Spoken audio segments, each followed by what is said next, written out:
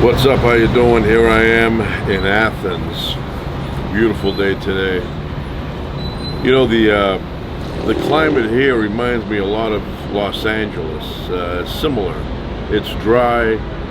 I think maybe it's slightly hotter here, but it's very, very close. Humidity very low. And here I am again.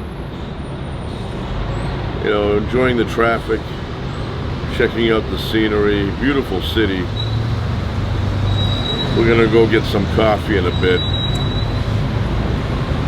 Got a nice little breeze blowing right now, very enjoyable.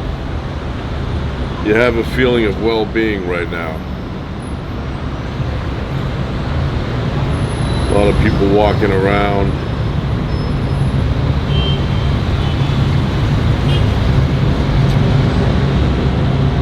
I notice a lot of cabs. You don't see cabs in LA. Very, very infrequent situation. But here, they're all yellow. That's got to be the law. Yellow taxis everywhere.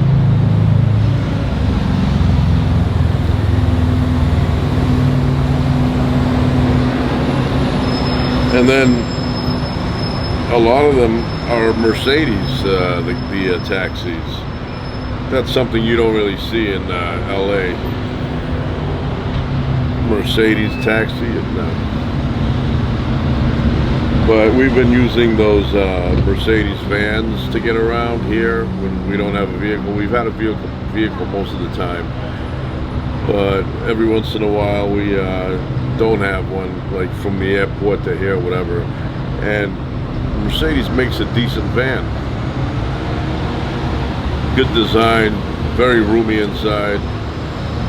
Like 6 people in the back can sit. Bunch of luggage. They have a separate, section in the back. And then in the front you have the driver and one more person. So 7 people, and the driver, 8 people altogether.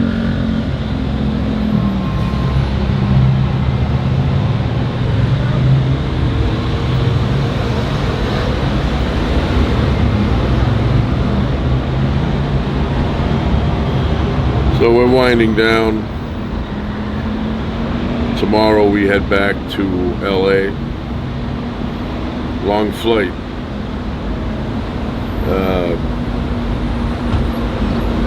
I wish planes could fly at just below the speed of sound.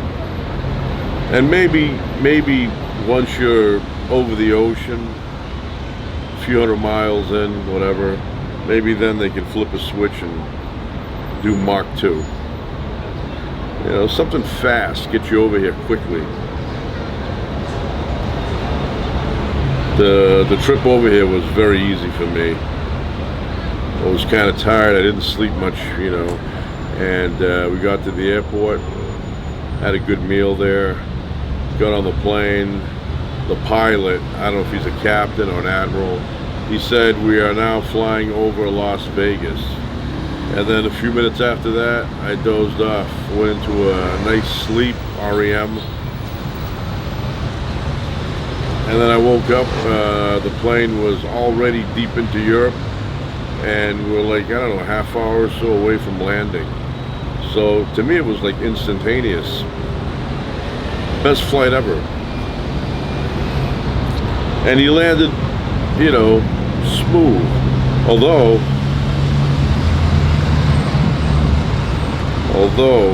it took him a while to slow down. I don't know if he knew anything about the brakes, but we kept going for a while, and then finally he hit the brakes, and I'm like, you're running out of room here. That's the last thing, you want to end up running out of runway. And then they say, I don't know, everything seemed fine, he landed good, but for some reason he waited too long to apply the brakes. And that's what he did, he waited too long. Initially when we landed, he had the brakes on. I felt that, that motion where you feel that the brakes are hitting hard.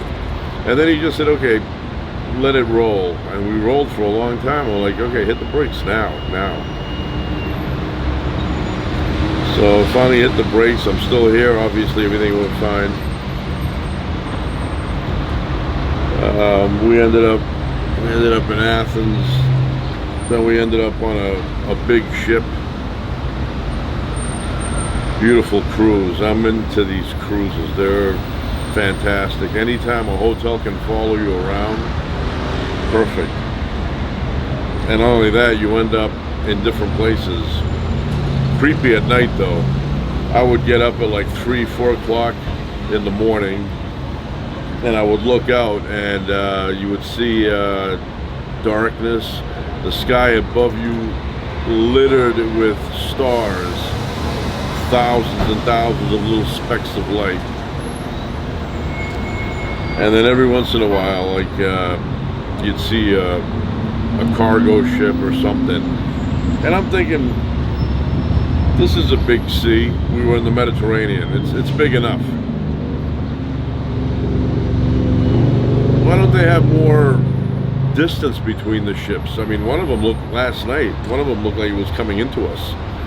You know, I'm looking out into the horizon. I see a little ball of light. At first I thought it was the moon. I thought, you know, the cloud cover and everything, the moon kind of peeking through. I go, that's got to be the moon. And then I got my binoculars and I looked, and I go, no, that's a cruise ship, a big one. And then I looked away for about 30 seconds. I looked back, and now it's getting bigger. It's coming our way. So we're going this way, and this thing's going this way. And first thing in my mind is like, are they not noticing us? And then the second thing in my mind is, yes, they're noticing us, and maybe the captain is committing suicide. Just wants to, you know, ram into us.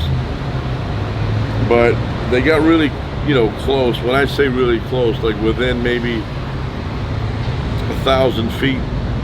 And then I noticed he started drifting off and changed directions.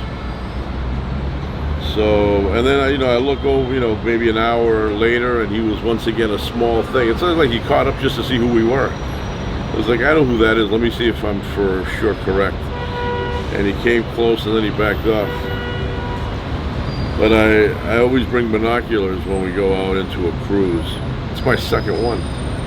Went to Alaska last year. Beautiful, awesome. But this one here was even better. Better ship.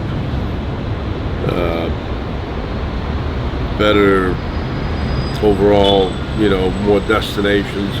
Although the Alaska trip had more mountain beauty,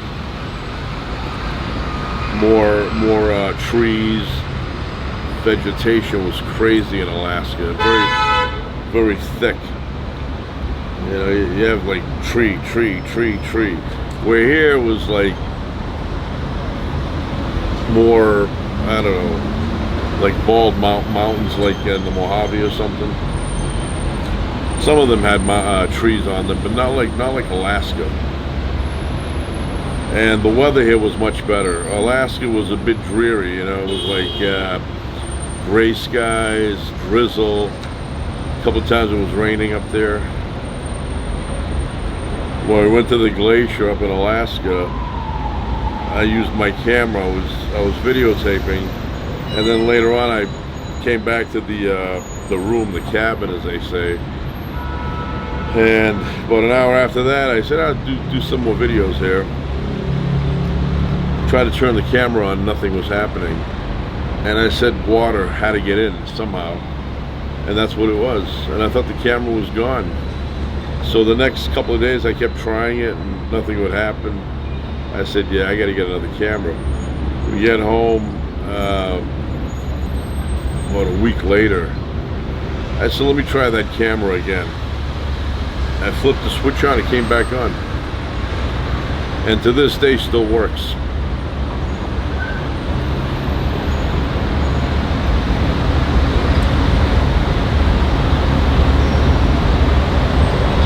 I was gonna go buy a big bag of rice. Big bag of rice. And put my camera in there for, you know, a day or two. I don't even know if that works. I hear from others that it works, and I haven't, I haven't tried it. And maybe if I did try it, it would seem like it worked, but it was just a coincidence. The telephone or whatever would have dried out anyway on its own, whether I put it in the rice or whether I had it on top of the table, just sitting there.